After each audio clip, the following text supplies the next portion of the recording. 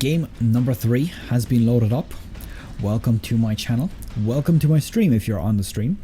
It's Polt versus Dayshi, a Terran versus Terran.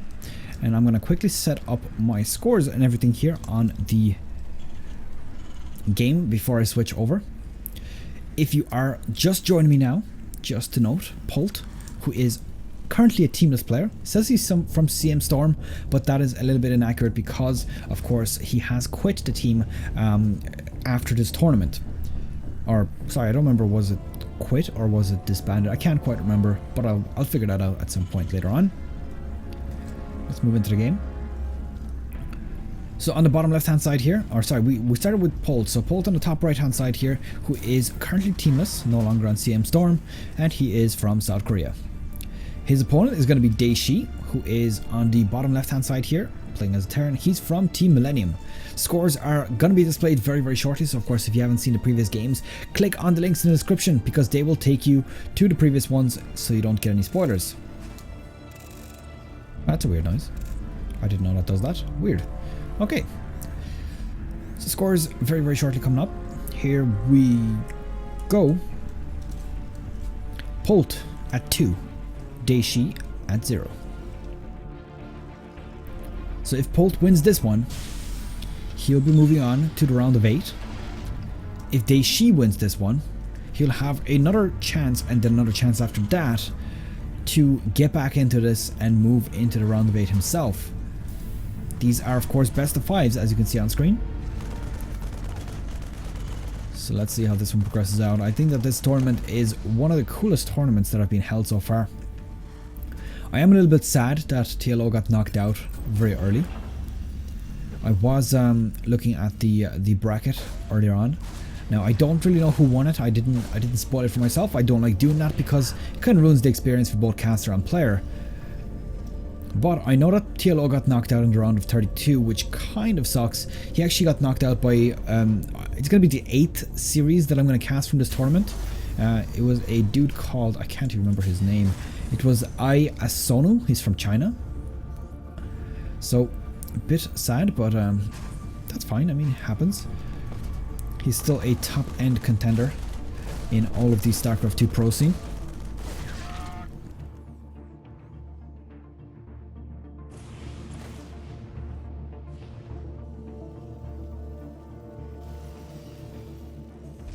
So let's see how our builds are starting off here. Looks like we've got ourselves expansions coming out for both players.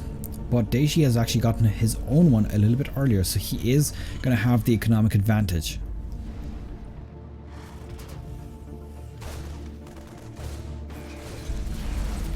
Looks like he's not going for the 1-1-1 build. It's actually a 2 barracks into one factory, so it's a bit of a strange one. I mean, it's commonly done.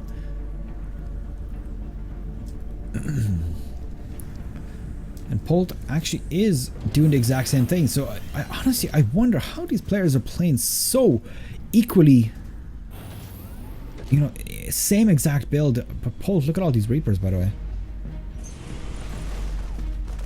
Got himself 5 Reapers moving into the main base.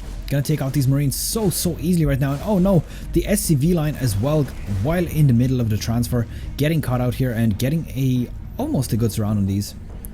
They do manage to get away, just about. 4 of these Reapers are remaining. And I think that they've done so much damage. Just 5 Reapers have done so much damage despite the fact that he has lost one of them. So let's have a look. There's a total of 7 kills on them. So look at the units lost.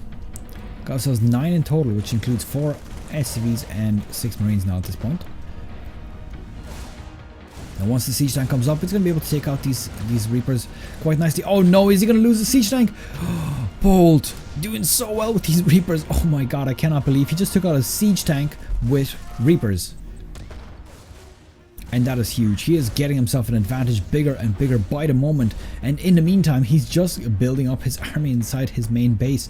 So these Reapers have, at this point, paid for themselves twice over.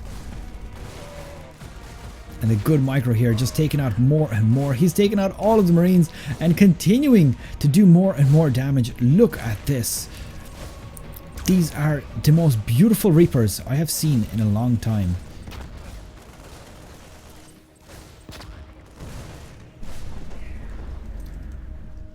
Some really, really good play here, and finally losing those Reapers. I mean, those are some seriously good Reapers. Finally losing those.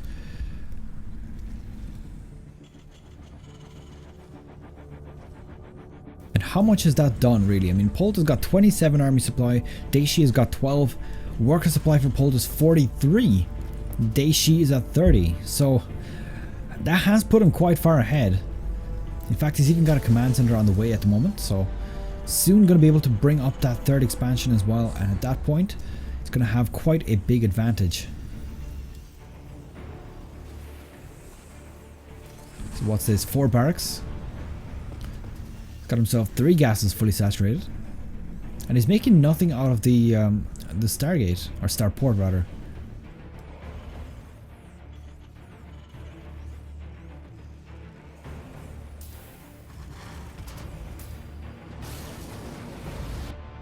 And what is this SCV doing? Is he going to put some sort of proxy here? Honestly, if he puts down a proxy, I don't know what I'm going to do, but that would be certainly a very, very strange choice. Oh, I see what he's doing. I think he's going for a sneaky base. Does he have the minerals for it though? I don't actually think so. It's either going to be a proxy or a sneaky base. It's a sneaky base. That's definitely a weird one. Okay, so he realizes that at this point Polt is at quite a big advantage in terms of supply, in terms of army, and he's going to have to be very, very careful with doing that, because he's sacrificed 400 minerals to take this sneaky expansion. So unless he can keep that up for a few minutes, he's going to start falling behind very, very heavily in terms of units.